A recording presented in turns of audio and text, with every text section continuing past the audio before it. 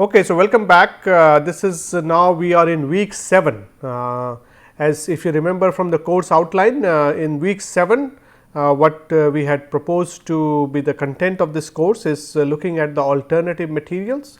Last week we were looking at how to manage the plastic waste.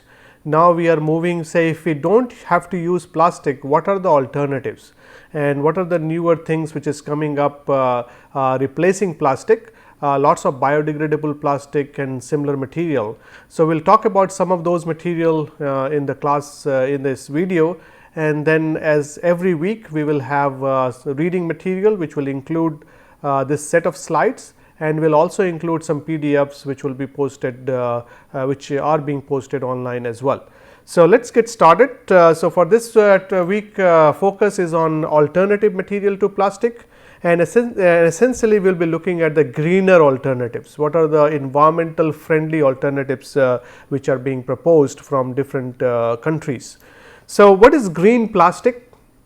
Plastic are referred as green if they are exhibiting one or more of the following properties, like they can be renewable, that is the renewable plastic, biodegradable or compostable at the end of the life. So, once you throw away the plastic after its use, it is biodegradable or compostable, and we will talk about what that mean. Environmental friendly processing. So, even while it is not only the end product, you are also looking at during the making of the plastic, it's environmental friendly. So, you are not, we are looking at the ones which are environmental friendly product, not only just towards the end it becomes better. So, green plastics, they are widely publicized as a possible solution for concern regarding the use of plastic in use of petroleum based plastic. So, the green plastic is one of the alternatives that is being proposed, and biodegradable, compostable, those are what majoritarily that is what the green plastic is all about. Now, compostable plastic, as you know, for every material we have a ASTM standard, which is the American Society for Testing Materials. So, we have an ASTM standard, we have a European Union standard. So, the compostable plastic is considered the plastic which meets it meets all scientifically and recognized standards of compostability regardless of origin of carbon. So, there is a European Union 13432, there is a US ASTM of D6400. So, those are the, it has to follow those two guidelines, those two kind of norms before we can call it a compostable plastic. Now, what is ASTM D6400? What does it mean? And it means that 90% conversion to CO2, water and biomass through the actions of microorganism. So, if there is any material which can, through the action of microorganisms, 90% of it converts to CO2, water and biomass, that meets the criteria of ASTM D6400. Same rate of degradation as other organic waste, for example, leaves, grass and those kind of waste. So, it has similar rate of degradation. Time period of degradation 180 days or less. So, it should not that it will take longer. So, 6 months. So, within 6 months it should degrade, it should biodegrade, and that is what and this whole together is called mineralization. So, it will be mineralized within 140 days with 90% of it converted to carbon dioxide, water and biomass. The second one is the fragmentation. Fragmentation is not more than 10% of the original dry weight of test material shall fail to pass through 2 mm fraction sieve. So, when you have original dry weight of the test material, and you make it have it pass it through, you break it down like a smaller pieces, and they should easily pass through 2 mm fraction sieve, not 90% of it should pass through that, and no negative impact to flora and fauna. So, pretty strict guideline for anything to be called compostable. So that is why these are the guidelines which is there for. So if any plastic, new plastic is coming out in the market and they claim to be compostable, they has to meet these criteria, then only it will be ASTM certified. So ASTM D6400 compliant for bioplastic. Now, there is always we get these two terms coming up, biodegradable versus compostable, and these are sometimes used interchangeably, but there is a difference there. So, I just wanted to highlight the difference. Compostable plastic is essentially a subset of biodegradable plastic. So, the compostable that we just talked about using ASTM or the European Union standards, it's a subset that will decompose in conditions and time frame during the composting process. So, compostable plastic has to be biodegradable, but biodegradable plastic does not always compostable, because it may not meet that ASTM standard. It is still biodegradable. It will biodegrade in certain scenarios, in certain like industry grade composter, or some scenarios it will biodegrade, or in nature it will biodegrade, but may take more than 6 months. It may take a longer period to degrade. So, that's not compostable, but it's biodegradable. So, biodegradable is a much bigger area, and compostable is a small subset of that. So, that is what we are trying to. So, anything compostable you can call it biodegradable, but anything biodegradable you may not call it compostable unless it meets the compostable guideline of ASTM and as well as the European Union, which we just looked into. Now, there is also a concept of bioplastic. Bioplastic it's a term which is referred not only for biodegradable or compostable, but a plastic made from natural material. Name also implies to petroleum based plastic that are degradable.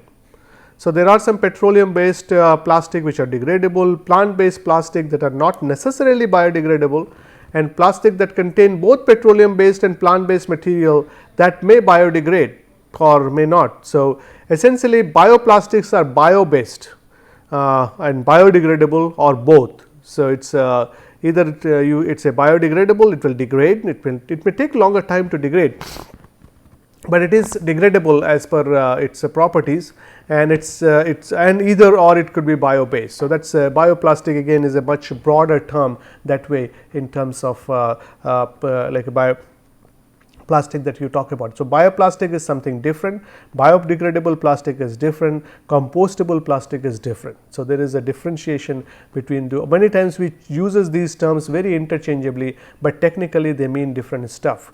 So, that is what we were trying to highlight.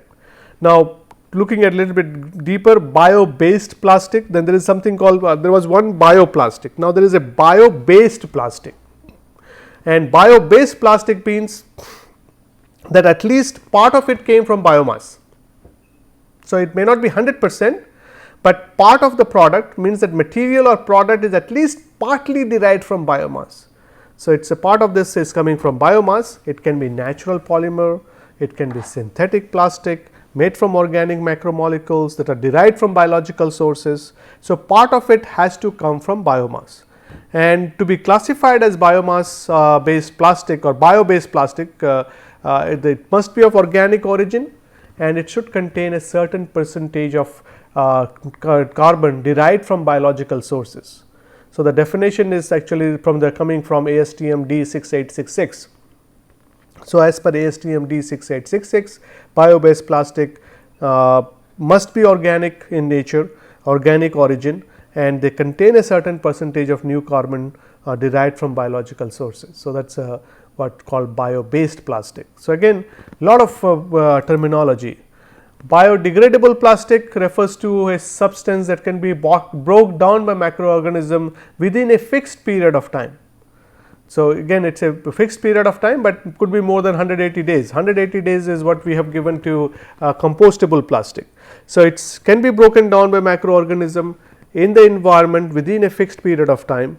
Effective biodegradation requires a specific environmental conditions, including temperature, level of aeration, allowing microorganisms to convert natural material into other natural substance such as compost, water and carbon dioxide. With bioplastic, biodegradability is directly linked to the chemical structure and not necessarily to the origin of the raw material. So, it is when we look at the bioplastic, the biodegradability is linked to the chemical structure, because complex structure takes longer time to degrade. Sometimes with too much of benzene ring, things does not degrade as well. So, there is and depends on how they are, how the structure has been is formed. So, some are easy to can be broken down, some gets difficult to broken down. So, most based on that biodegradability is linked to the chemical structure, which is true for other biodegradability as well. Even when we talk about bioremediation, we looked at that too. Now, since there are different types of plastics out there, and so from an environmental point of view, if you have to look at from an environmental preference in terms of different plastic, how they will rank. So, as we go from, if you can see here, as we go from left to right, left one is avoid, right one is prefer. That is why if you look at the color coding as well, left is red in color. Red usually we kind of denote something in danger or something in stop kind of thing. So, you go from red, in the middle you have a blue, kind of getting better for the environment, and then finally it is going towards green, which is preferred from environmental standpoint.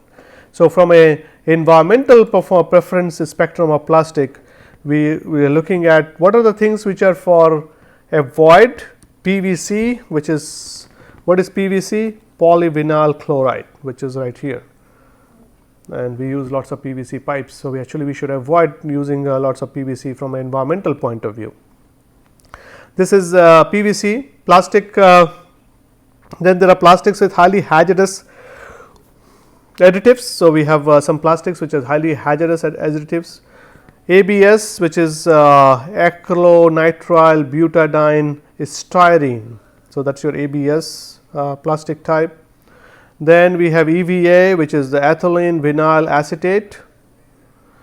We have polycarbonate, polystyrene, polyurethane, silicon.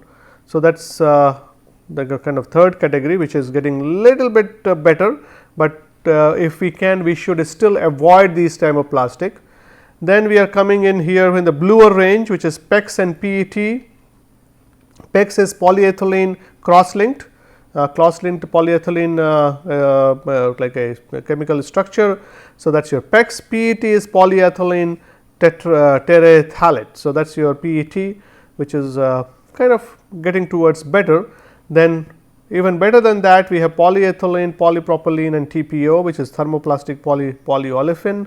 So, that is over there. And then finally, if we have bio based plastics, sustainably grown, so that is considered better. So, this is how you go from left to right for different types of plastic. It's still most what we use more is PET, like all those water bottles are PET bottles.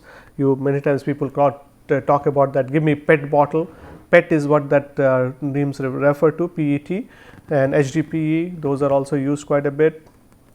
Then we also use polypropylene, polyethylene, and but we are also using polystyrene, PVC, those plastics are also still being used. But as per if you look at from an environmental point of view, we should try to avoid the ones which is on the left side, and we should try to use the one which is on the extreme right side. So, that is what it kind of talks about. Now, bioplastics, there are, if you look at the bioplastic, if you look at the different kind of different aspects of bioplastic, we can put it in kind of in four big areas, like renewable. It is a renewable resource. Sorry, it's you can have a renewable resource, you can have non-degradable, degradable, petrochemical raw material. So, in these four broad areas, as if like four quadrant, if you put an x axis and y axis, like kind of scenario where non-degradable to degradable, renewable to fossil fuel. So, that is your x axis and y axis. So, y positive is on top, basically more renewable is better, x positive is on this side, like we use for x axis and y axis, more degradable is better.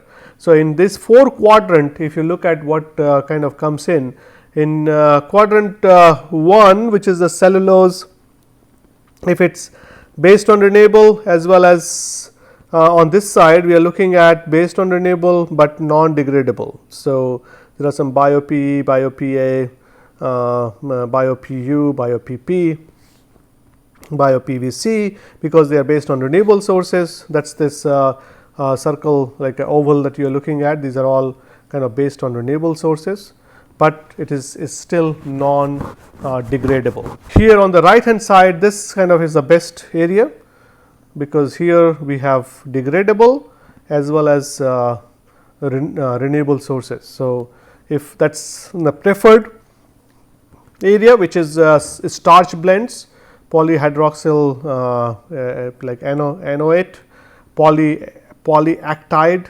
regenerated cellulose. So, that is on this particular side, and then here on at the bottom on this side we have degradable, like a biodegradable, but coming from petroleum raw material like polyvinyl alcohol, polyester, polycaprol acton. So, that is your biodegradable, and this is this sector is all what we are looking at biodegradable sector. So, this here we have biodegradable as well as, but coming from the petroleum as a raw material. On the last one, which is will be the most which is least preferred in terms of bioplastic, it is polyethylene, polypropylene, polyvinyl chloride. It is neither degradable, and it is coming from, it is non biodegradable, non degradable, and it is also coming from petroleum raw materials. So, that is kind of, if you look at different types of plastics. So, we can, if you put it on 4 quadrant system. So, that is how it looks like. Okay. So, bioplastic, as you saw earlier, the range of biodegradable plastic available include starch based product, which kind of makes sense, including thermoplastic starch, synthetic aliphatic polyester blends, and starch and other blends out there. Then we have the water soluble polymers such as polyvinyl alcohol and ethylene vinyl alcohol, naturally produced polyesters including PVP, PHP, PHBH, renewable resource polyester like a PLA, synthetic aliphatic polyesters, aliphatic aromatic copolyesters, hydrobiodegradable, photobiodegradable, controlled degradation of additive master batches. So, there are variety of different types of plastics which kind of clubs under the big broad criteria of bioplastic that we have. So, but why we use bioplastic? What is the plan of using bioplastic? Again, there are a lot of discussion on, is bioplastics, is this biodegradable plastics are really good for environment to the extent that we think they are. So, for example, when you put these biodegradable material in the place of regular plastic, many times in a blended form today, and a mixture of regular plastic and biodegradable plastic.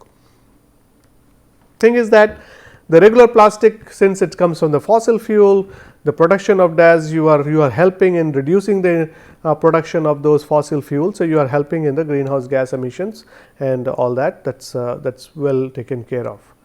But when this biodegradable plastic ends up in the waste disposal site, and if not managed properly, if it goes into a landfill where it will degrade and produce methane, and that methane goes to the atmosphere, again it is creating greenhouse gas emissions. So, anything biodegradable in anaerobic system will create methane and CO2, anything biodegradable in an aerobic system will create CO2, water and energy like a heat and all that. So, it is so biodegradable means it finally it will be either CO2 or methane, depending on whether it is aerobic situation, anaerobic situation. So, they do contribute to the greenhouse gas emissions as well. Effectively, they will contribute less because the fossil fuel production itself contributes quite a bit in terms of greenhouse gas emission. So, we have to look at that. So, there is that whole issue of like having a kind of discussion with a LCA kind of theme, life cycle analysis kind of theme is essential whenever we make a decision whether that one particular policy matter, whether it is really going to help the environment or not. Many times they look to be helping the environment, but probably we could do something much simpler and get the same environmental benefit. So, we do not have to make things complex. So, there are ways to look at it, and LCA is one of the way to look at it, which we keep on talking about, referring to in this course, but that's a good course to take, that life cycle analysis as well, and we had that run on NPTEL, and I hope it will be again running in future. So, this is so bioplastic will help reduce in greenhouse gas emission. They are kind of eliminating the use of petrochemicals, trying to reduce the use of petrochemicals. They reduce the use of fossil fuels and and reliance on non-renewable sources. Manufacturing process can use up to 65% less energy and generates fewer greenhouse gas emissions than conventional plastic. Some are biodegradable and are compostable. Some can be recycled along conventional plastic. Some are non-toxic and safe for medical and internal use. So, that is also there in terms of bioplastic could be used for internal for the medicine delivery, for lot of, because lot of things in, if you go to any hospital, most places you find lots of usage of plastic. So, this material has to be good enough to go into our body, and at least temporarily during any surgery and those kind of process. Now, what is that? We looked at the benefits of bioplastic. What are some of the challenges, or like a pros and cons of bioplastic?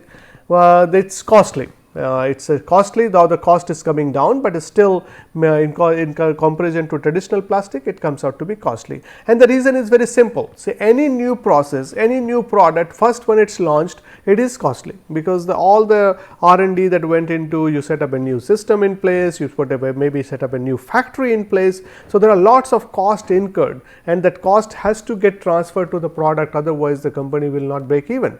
So, that is the reason why you see a lot of cost in the initial, but as the product gets popular, as there is a lot of use of that product, lot of market for that product, gradually the price comes down quite a bit, and that is what will happen in this sector as well. So, because right now the manufacturing cost is pretty high, because that is also changing as it mentions. Composting, bioplastic composting has not really worked in a regular composter. So, because I had kind of tested it by myself, it's although the bags, there were certain chips bag, potato chips bag or some sort of chips bag, which claimed that it's a compostable bag. So, it was so I took some of those bags and put it in my home composter. Back when I used to live in Canada. So, put it in, I have a home composter, that big black barrel where you put all those waste, and then you put some nutrients and other stuff, and then you rotate it every couple of days, and then your compost is prepared in 15-20 days time period. You take that compost out and use it in your yard for a flowering plot, or even for kitchen garden and all that. So, since it is the waste that is going in, I am totally aware of the waste going in, and as long as I keep my e-waste away, I keep my plastic away, it comes out to be a very good compost, which can be used in that locally in the yard. So, that's already there, but at the same time, when we look at this bioplastics composting, it does not really gets degraded very easily. So, it needs some sort of industrial scale composter to do that. So, in terms, and then composting becomes compost, and then another problem is some of this bioplastic can interfere with or damage a standard plastic recycling process, because for the standard plastic it becomes a contaminant, and that level of bioplastic present in those is not also in a very high concentration, very high quantity. So, to set up a separate line to remove that bioplastic is also costly, because there is not enough, but whatever is there, it becomes a nuisance for plastic waste recycler, because it creates problem for them in terms of if you have a mixing of material, because the line is not designed to handle the mixing of mixed material. So, it has to be kept as clean as possible. So, Some can interfere with damage the standard plastic recycling processes. Use of plant sugar and starch sources could have a negative impact on food prices. So, if you use a lot of plant sugar or the starch sources. Bioplastic do nothing to change the consumer behavior regarding their use of plastic products. So, there is no really change in behavior because of that. Not all are biodegradable or recyclable. Not all of these plastics are biodegradable or recyclable.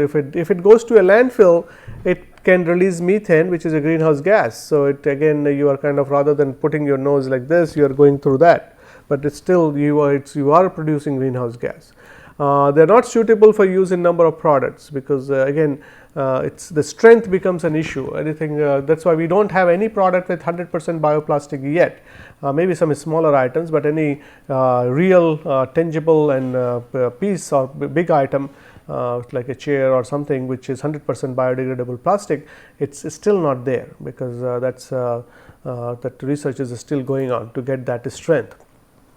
So, application where it is used, it is in film like over wrap, shopping bags, waste and bin bags, composting bags, mulch film, silage wrap, body bags, coffin liners, landfill